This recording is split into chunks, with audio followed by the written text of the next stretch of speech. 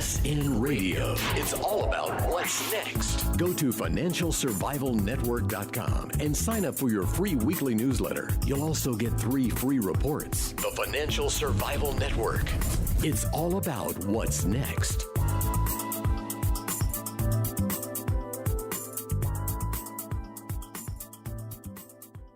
Hi, it's Kerry Lutz, and we are back on the financialsurvivalnetwork.com. We're really pleased to have Chris Mayer back from the Daily Reckoning. You know him well, managing editor of Capital and Crisis and Mayer's Special Situations newsletters. I mean, I could go down his educational CV and spend about 5 minutes on it, but you know that he left the banking industry after 10 years. He signed on with Agora Financial, author, Invest Like a Dealmaker, Secrets of a Former Banking Insider, and documents his ability to analyze macro issues and micro investment opportunities to produce an exceptional long-term track record of winning ideas. And in April of 2012, he released his newest book, World Right Side Up, Investing Across 6 Continents. And I guess there's not much going on in Antarctica these days, is there, Chris? No, that's the missing continent. But pretty soon, when we start colonizing it, I guess there'll be opportunities there as well, right? That'll be right. That'll be a sequel about 7 continents. Okay, well, we'll look forward to that. But in the meantime, you just got back from Ireland, didn't you? Yeah, I was in Ireland. What I've been doing is checking out some of the troubled European economies. So I was in Spain over the summer. I'm going to go to Greece this summer. And I have been interested in Ireland for a while. Have a couple of investment ideas that I track on that. And the basic story is that they had a big crisis just like us. So their crisis was more severe in a lot of ways. And there's some opportunities to pick up quality real estate at pretty good prices. So that was the main motivation. Yeah, you can get places in Spain, water views, like all over the coast there, at like huge discounts off of what they were selling for 2-3 years ago, right? Oh yeah, and that's part of the appeal of Spain is there's been 50-60% drops in the values of these properties, and the thing that really makes it interesting is that the European banks sit on over $1 trillion in bad debt, and much of it secured by real estate. So the idea being over time, as they get rid of that, investors have a shot at picking up properties for much less than even the face value of the notes against them, and even lower than construction costs. And so as long as you think that Spain isn't going to fall off the face of the earth, then I think it's a pretty interesting place to look for deals. And can the little guy, the investor, actually get these properties, or are they just selling them off to the big guys, to the hedge funds and the big investors? Yeah, there's a little of both. I mean, in Spain, they haven't really sold very much yet, but a lot of it is big money. There's private equity guys. A couple of the companies I've recommended are there doing this in Ireland. So they buy portfolios. It might be several $100 million. A portfolio of properties might be 14 or 15 different properties in there. But there's also, I have a friend of mine who tackles the problem from more the little guy standpoint, just going there and buying one property for yourself somewhere. And he is also very interested in Spain and says there's opportunities to pick up just the kinds of things you're talking about, a little villa by the sea or something like that. So it's an idea I'm following. And Spain is still, I think, early. Ireland, I think, has played out pretty well. And I think, as again, the whole European Union as a whole, there's more than $1 trillion worth of bad debt still, which is sort of staggering. So I think it will be investment theme still for years.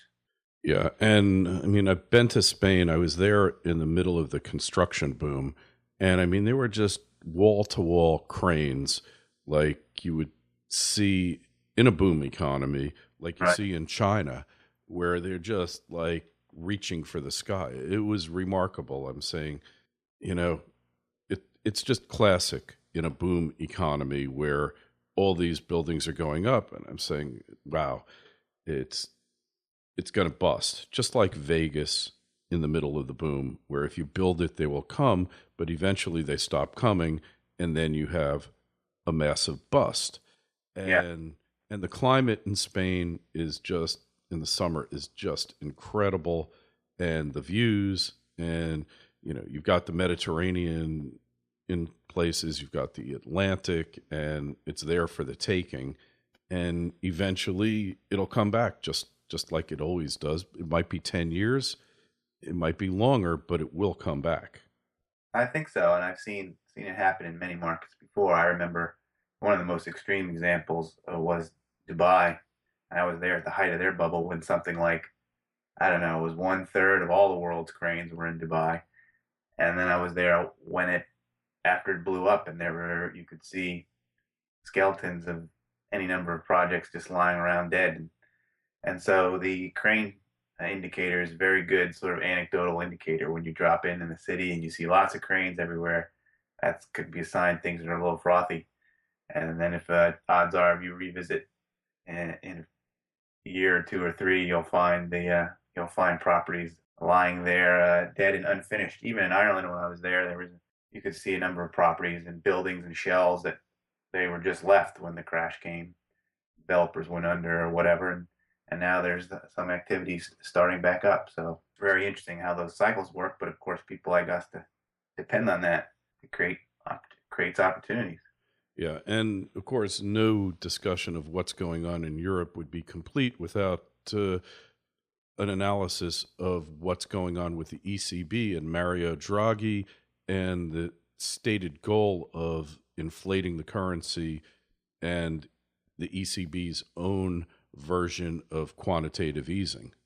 Yeah, I actually think that the central bank in Europe is pretty well hamstrung, and I don't think they can do all that much to end this kind of slumping European economies. I think the problem is deeper. And the problem is that you have all these countries, and they are not in control of their own destiny. Really, don't have their own currency, and so they actually have to find ways to raise the money, and it creates all sorts of problems. They're just sort of hamstrung. And so I really am not all that bullish that Europe will necessarily return to great growth. I think that the euro will probably be a decent currency for a while. The ECB has been talking about doing some sort of quantitative easing, but they haven't done so much yet. And even if they do, I just think that there's so much debt still there that you have sort of the debt deflationary dynamics are kind of going to tamper any big adjustment on the exchange rate.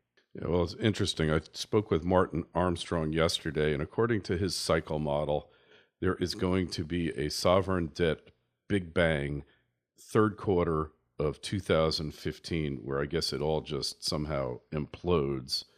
And it's not too hard to envision that, is it? No, that's the problem. I mean, you look at the country like, just say, well, Japan.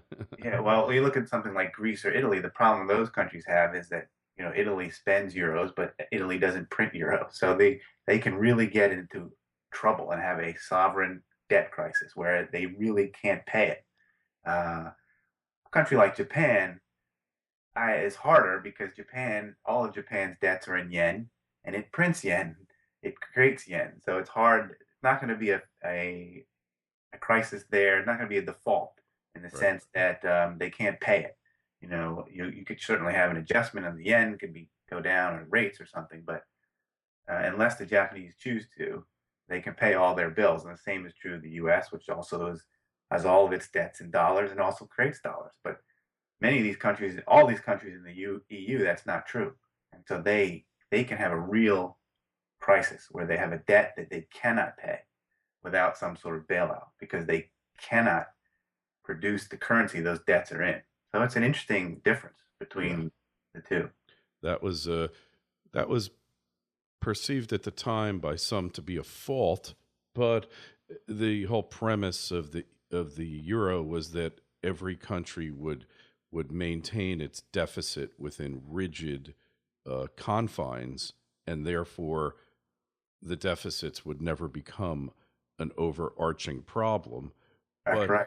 but those were good times back then. The economies were growing and everyone was happy. World trade was increasing, and nobody foresaw the day other than Milton Friedman when economic growth would slow to a halt. You'd have negative economic growth, and the divisions, the fissures in the European Union would come to the forefront.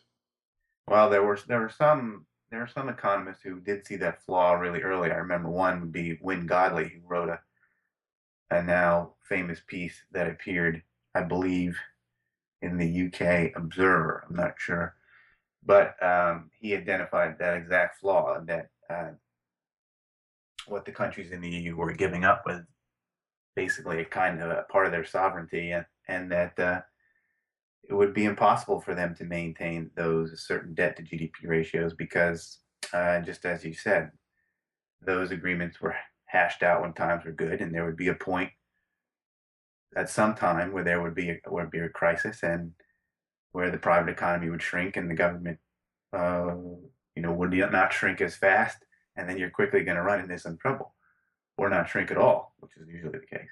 Yeah, and here we are, and going to talk more about that up next on the Financial Survival Network. FSN Radio. Do you have Medicare or health insurance through your employer?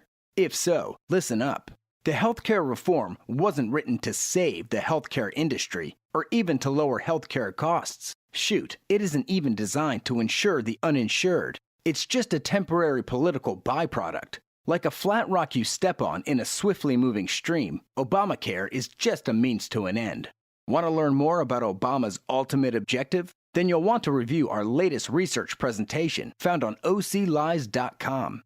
In it, a health expert and industry insider explains what you think you know about caring for your health is about to drastically change in 2014. Plus, he details the simple steps you could take to save thousands of dollars per year in health costs. It's free for you to preview at oclies.com.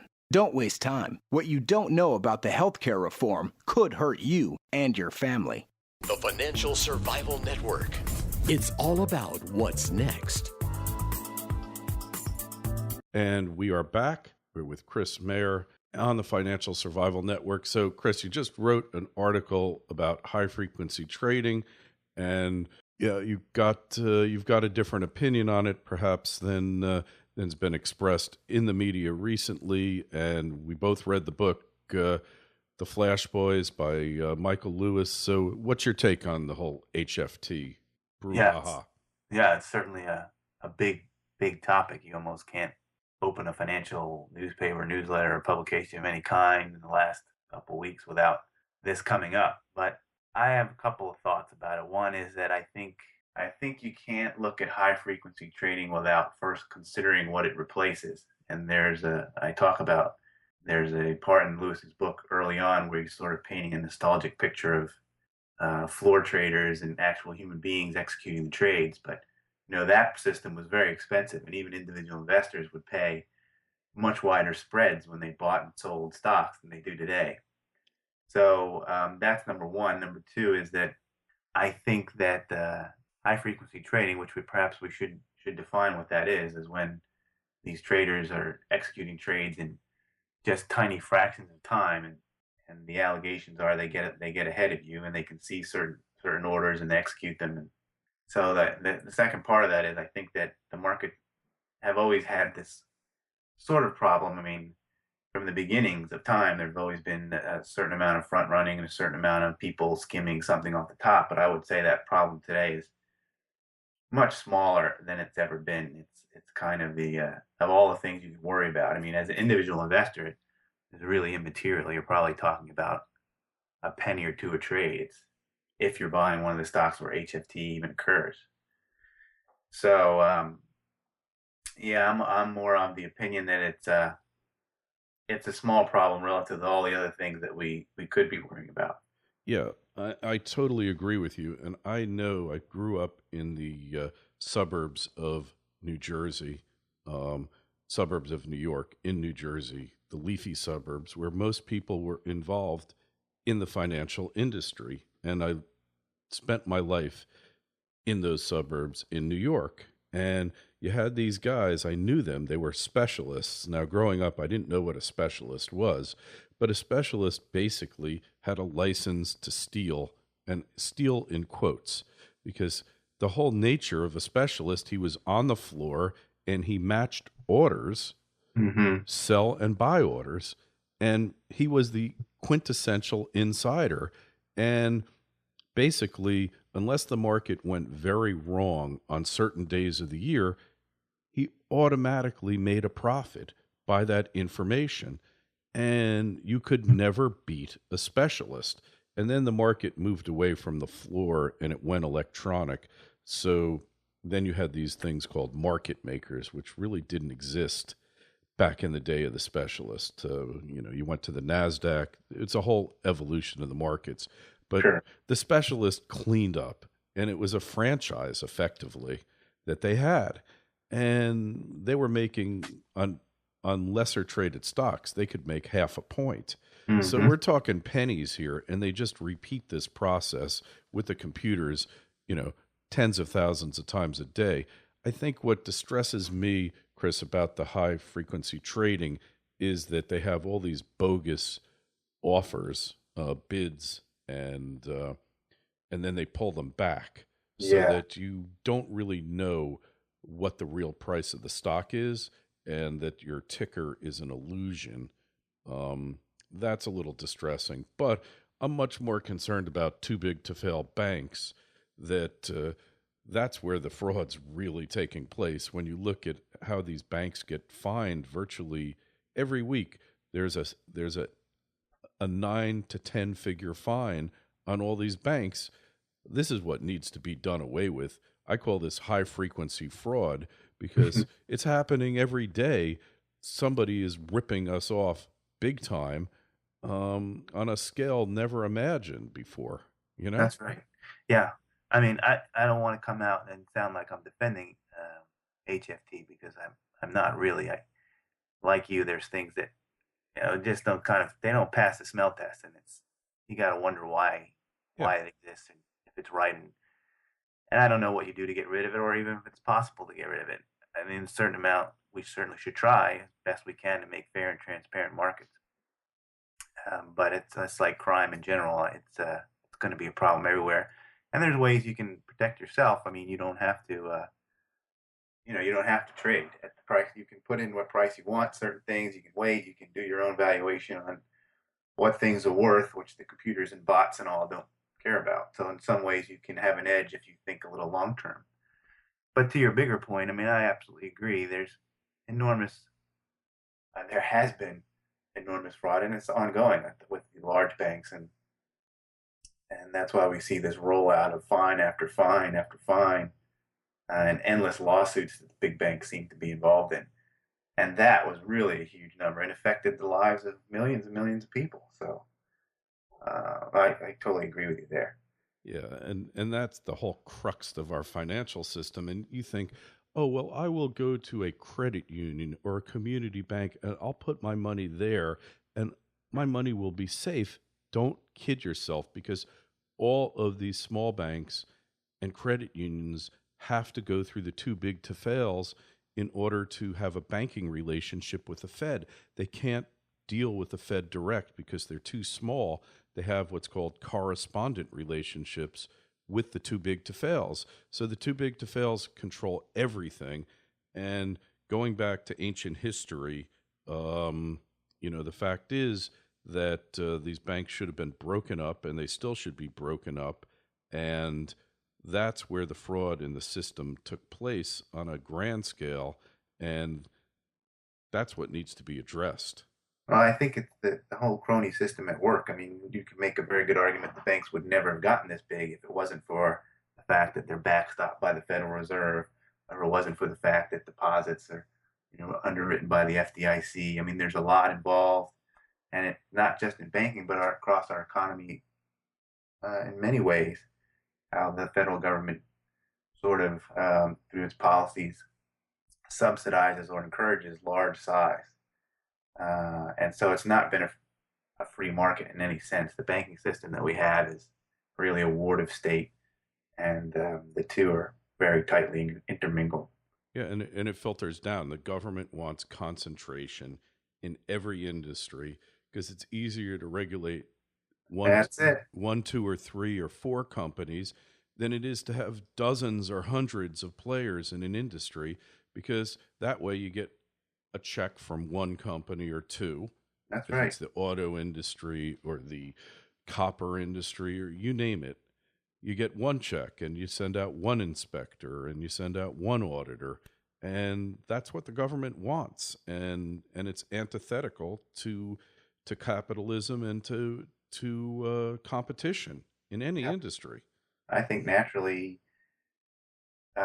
business is going to be chaotic, and I don't think it naturally concentrates. I think that, just like you say, the government would prefer, probably in every industry, to have a dozen or so companies where it can easily count, easily track everything.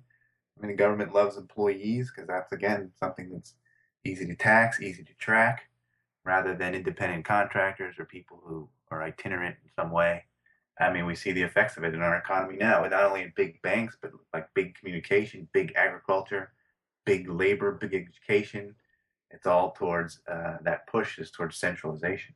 And it makes for easy unionization too, which the government also likes. Yeah. So standardization, government loves standardization. They like to be able to count stuff and put it into nice categories. And what's worse, when you have 1,000 computer companies and none of them can pick an SIC code, standard industrial codes or whatever that stands for, Right. and you fill in other. Man, they hate other when you have to do that for a government, study or whatever it is. They can't stand that. Sure. That's the worst for a pointy-headed bureaucrat. And so it's all at the behest of government, and it's the worst thing for the economy, and it's great for central planning, right? I think that's exactly right. And I have a funny on this theme. I have a note coming out today about GDP, and I recently read a very interesting book about GDP, a brief history of it, and it's fascinating to think about how that statistic came about. It was for the same reason that we're talking about now. It was inspired by bureaucrats and economists who were trying to gauge their country's ability to wage war, and in the U.S. it really got going with the Great Depression because the government wanted to try to figure out a way how to get out of the slump. But again, it's all about what we can count, what we can measure, and then gives them something they can kind of manage. Yeah, wonderful. Well, hey. Great. Well, Chris, hey, it's been great having you on again. Been too long. We'll have you on again soon. Just tell us where we find you, the website best to reach you. Yes, that website is growyourwealth.info. That's one website. You can also go to thedailyreckoning.com. I'm a columnist there, and it's a free site and a free e-letter. So I encourage you to check out both those. All right. And of course, check out the show notes to this interview on financialsurvivalnetwork.com. Don't forget to sign up for our free newsletter as well. We've got a good one coming out this weekend. Chris, always a pleasure. Thanks so much for being on. Sure. Thanks for having me on, Kerry. FSN Radio. It's all about what's next. Go to financialsurvivalnetwork.com and sign up for your free weekly newsletter. You'll also get 3 free reports. The Financial Survival Network. It's all about what's next.